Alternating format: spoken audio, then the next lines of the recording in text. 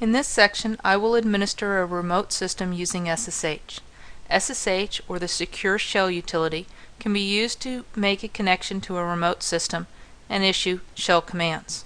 I can use SSH, I can specify the name of the account that I want to connect as, followed by the @ symbol, and then the name of the system that I want to connect to. In this case, I'm going to connect as the user student to the system named server1.example.com. The first time I connect to a system, I may be asked about the authenticity of the host. I've been presented with the fingerprint of the public key for that remote host and asked if I'm sure I want to continue. When I say yes, a copy of the public key for that remote host is placed into a local known host file. The next time I connect to the same system, SSH will look at that known host list, see that I have previously connected to this system, apparently trust the system, and will go ahead and connect me without asking again about the authenticity.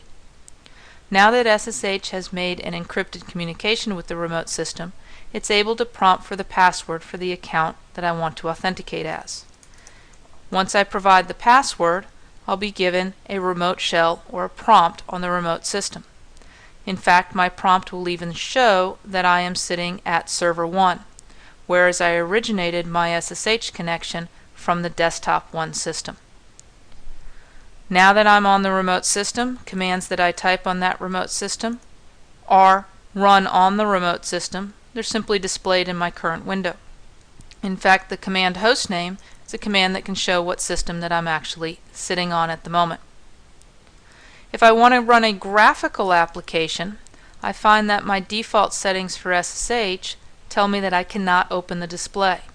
So SSH by default is only allowing me to do text-based commands through this remote shell and this remote connection. However, it is possible to run graphical applications through SSH. First, what I need to do is exit from my current session, returning back to my desktop, which I can tell from my prompt and the fact that it told me that my remote session was closed. And this time when I run SSH, I'm going to give it the capital X option, again specifying what user and what remote system that I want to connect to. With the capital X option, I am enabling X11 forwarding for this connection.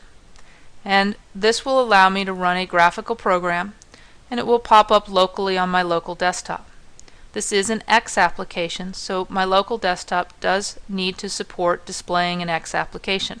Since that's the default for Linux boxes and my local desktop is a Linux box, I have no problems opening the display on this particular client machine. The title bar of my gedit even tells me that I'm working on server1.example.com. That's the name of my remote system. So when I open a file or save a file, that action will be occurring all on server 1.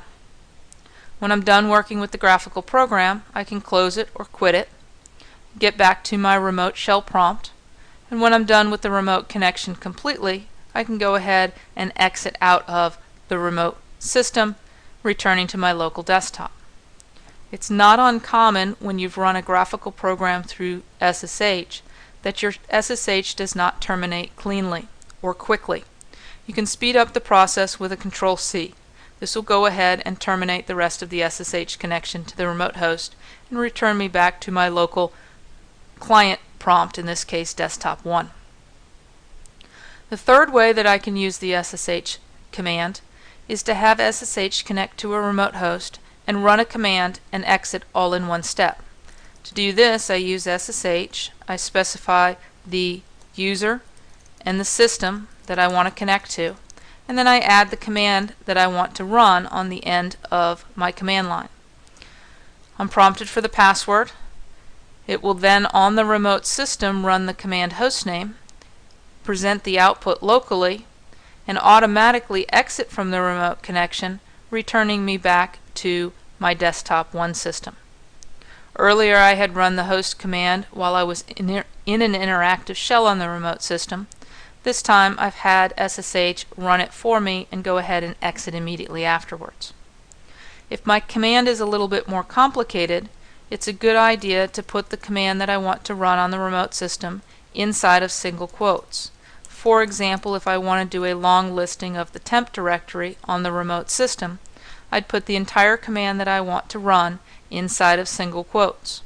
Again, SSH will connect, prompt for the password, run the command that it found inside of the single quotes, display the output to my current screen, and go ahead and exit from the remote system automatically, returning me again to the desktop system.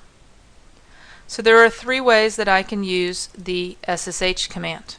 I can SSH as a particular user to a particular remote system and use it for text-based command line remote shell.